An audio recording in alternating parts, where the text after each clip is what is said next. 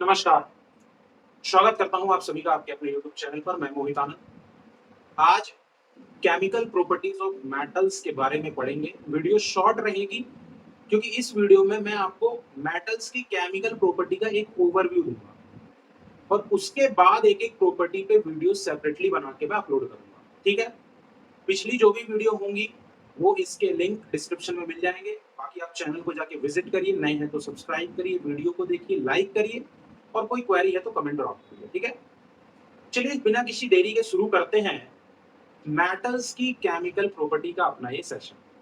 भाई total 10th class में 6 property के बारे में हमें पढ़ना है जो एक मेटल्स शो करता है। पहली जो प्रॉपर्टी है वो है मेटल की रिएक्शन ऑक्सीजन के साथ। ये ऑक्सीजन एयर में मौजूद होगा। मेटल की रिएक्शन जब हम ऑक्सीजन के साथ कराते हैं तो वो बनाता है मेटल ऑक्साइड।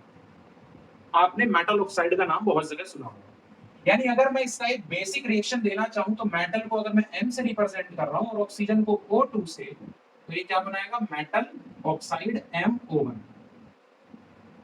जब हम इसकी जगह कोई एग्जांपल लेंगे मेटल का तो वैलेंसी बैलेंस करेंगे या चार्ज बैलेंस करेंगे, वो अलग सिनेरियो है। ठीक है, ऐसा मैं इसलिए लिख रहा हूं ताकि लर्न करना इजी हो जाए कि M मतलब कोई भी मेटल और MO मतलब उस मेटल का ऑक्साइड। समझ में आ रहा है? दूसरी प्रॉपर्टी है मेटल की रिएक्शन वाटर के साथ। यहां जो हम वाटर लेते हैं वो 3 फॉर्म में लेते हैं। पहला, हो सकता है कि पानी ठंडा हो सकता है कि पानी गर्म हो और हो सकता है पानी स्टीम के फॉर्म में मौजूद हो। तीनों फॉर्म के पानी के अपने अपने यूजेस हैं जब हम उसकी रिएक्शन एक मेटल के साथ करें, और अलग अलग metal depending upon their chemical reactivity अलग अलग फॉर्म ऑफ वाटर के साथ रिएक्ट करेंगे। हो सकता है कोई कोल्ड के साथ कर जाए, जो कोल्ड के साथ करेगा वो हॉट और स्टीम के साथ कर जाएगा। हो सकता है कुछ कोल्ड के साथ ना करे, हॉट के साथ करें और स्टीम के साथ करें। और कुछ ऐसे भी मेटल्स हैं जो हॉट वाटर या कोल्ड वाटर के साथ रिएक्ट ना करके सिर्फ स्टीम के साथ करते हैं।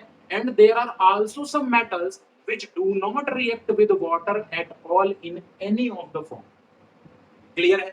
लेकिन मेटल अगर वाटर के साथ रिएक्ट कर रहा है तो मेटल हाइड्रो ऑक्साइड बनाएगा। और मैंने यहां लिखा है कि वो मेटल ऑक्साइड भी बनाएगा। बच्चों को कंफ्यूजन होता है, मैं कंफ्यूजन दूर कर देता हूं। अगर मेटल कोल्ड वाटर के साथ या हॉट वाटर के साथ रिएक्ट कर रहा है तो वो मेटल हाइड्रो ऑक्साइड बनाएगा। लेकिन अगर मेटल रिएक्ट कर रहा है स्टीम के साथ तो वो हमारा मेटल ऑक्साइड बनाने वाला है। समझ में आ रहा है? मेटल ऑक्साइड है तो फॉर्मूला क्या चलेगा? MOH। और मेटल ऑक्साइड है तो MO, और मेटल हाइड्रो ऑक्साइड है तो MOH। इस तरीके से फॉर्मूला चलेगा। मेटल आप जानते हैं M से रिप्रेजेंट कर रहे हैं हम, और वाटर को H2O से। और साथ में कौन सी गैस रिलीज होने वाली है? हाइड्रोजन गैस रिलीज होने वाली है। सेकंड प्रॉपर्टी हो गई। करते हैं थर्ड प्रॉपर्टी की। थर्ड प्रॉपर्टी क्या है? मेटल की रिएक्शन एसिड के साथ। एसिड यानी अम्ल। अब जब धातु अम्ल के साथ विक्रिया करेगा तो क्या बनाएगा? Metal salt. और आपको ध्यान होना चाहिए ये प्रॉपर्टी हमने चैप्टर 2 में पढ़ी है। बस जब चैप्टर 2 पढ़ रहे थे तो एसिड की रिएक्शन मेटल के साथ करा रहे थे। अब जब हम चैप्टर 3 पढ़ रहे हैं तो मेटल की रिएक्शन एसिड के साथ करा रहे हैं। मैंने आपको बताया भी था कि केमिस्ट्री जो है 10th क्लास की, उसमें रिएक्शन देखने में बहुत सारी है, लेकिन अगर आप ऑब्जर्व करेंगे तो आप पाएंगे कि अलग अलग चैप्टर में सिर्फ चैप्टर के सिनेरियो में चीजें बदल रही हैं, वरना रिएक्शन रिपीट ही हो रही है। और जब मेटल एसिड के साथ रिएक्ट करेगा तो मेटल सॉल्ट यानी धातु का सॉल्ट बनाएगा और हाइड्रोजन गैस वहां से रिलीज होगी। चौथी प्रॉपर्टी क्या है? हमने एक मेटल ले लिया, मेटल ए, और एक मेटल ले लिया उसके सॉल्यूशन के फॉर्म में, मेटल बी। तो जब हम रिएक्शन कराएंगे तो हम देखेंगे कि मेटल ए अपना सॉल्यूशन बना लेगा और मेटल बी यहां पर क्या हो जाएगा? डिस्प्लेस हो जाएगा, यानी कि विस्थापित हो जाएगा। और इसी तरह की अभिक्रिया को हम डिस्प्लेसमेंट रिएक्शन भी बोलते हैं। यानी कि चैप्टर 1 भी आ गया यहां पे। ये क्या है? Displacement reaction. हम ये कह सकते हैं कि मेटल ए ने बी को डिस्प्लेस कर दिया, यानी ए की रिएक्टिविटी बी से ज्यादा है। ये हमारी केमिकल प्रॉपर्टी 4 है। पांचवी की बात करते हैं तो धातु किसके साथ रिएक्ट कर रहा है? क्लोरीन के साथ। और धातु जब क्लोरीन के साथ रिएक्ट कर रहा है तो क्या बना रहा है? Metal chloride. क्या बना रहा है? धातु क्लोराइड बना रहा है। अब अगर आप ध्यान देंगे क्योंकि मैंने आयोनिक कंपाउंड पर वीडियो अपलोड कर दी है, तो भाई मेटल क्लोरीन क्या है, नॉन मेटल। बहुत बढ़िया, क्लोरीन क्या है, नॉन मेटल। और हम जानते हैं कि मेटल और नॉन मेटल जब रिएक्ट करेंगे तो क्या बनाएंगे, आयोनिक कंपाउंड। तो मैं कह सकता हूं कि ये जो धातु क्लोराइड है वो एक आयोनिक क्लोराइड भी है, क्योंकि इनके अंदर क्या मौजूद है, इसके अंदर आयंस मौजूद। समझ में आ रहा है?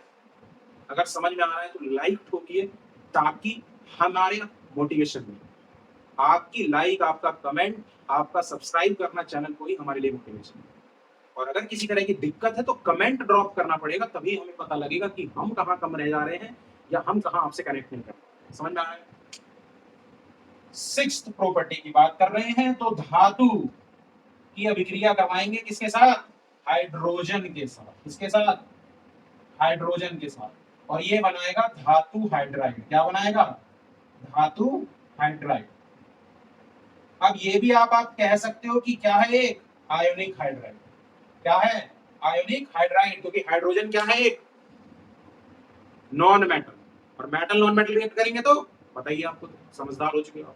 लेकिन यहाँ पर एक चीज मैं ये बोल सकता हूँ कि क्योंकि हाइड्रोजन भी मेटल की तरह क्या कर सकता है, इलेक्ट्रॉन लूज कर सकता है, तो सारे मेटल्स जो हैं वो हाइड्रोजन के साथ रिएक्ट नहीं करेंगे। वो मेटल जो जबरदस्ती हाइड्रोजन को इलेक्ट्रॉन गेन करने पे मजबूर कर देंगे, वो हाइड्रोजन के साथ रिएक्ट करके धातु हाइड्राइड बना देंगे। और जनरली रिएक्टिविटी सीरीज में जो हाई रिएक्टिव मेटल्स होते हैं वो इस काम को कर लेते हैं। अदरवाइज हाइड्रोजन भी जिद्दी है, वो भी इलेक्ट्रॉन लूज करना ही चाहता है, मेटल भी इलेक्ट्रॉन लूज करना चाहता है। अब दोनों अगर इलेक्ट्रॉन लूज ही करेंगे तो दोनों का रिएक्ट कर पाना तो थोड़ा मुश्किल है। इसीलिए सारे मेटल्स हाइड्रोजन के साथ रिएक्ट नहीं करते, जो जबरदस्ती उसको इलेक्ट्रॉन गेन करवा देंगे वो उसके साथ रिएक्ट करेंगे। तो ये आपका ओवरव्यू था 6 की 6 प्रॉपर्टी पे। अगली वीडियो में chemical property of non metals upload करूंगा और फिर धीरे धीरे हर एक प्रॉपर्टी रिएक्शन के साथ थोड़ा डिटेल में बता दूंगा। वीडियो को लाइक करिए, चैनल पर नए तो सब्सक्राइब ठोकिए, बेल आइकन दबाइए घंटा। मिलते हैं नेक्स्ट वीडियो में, ख्याल रखिएगा।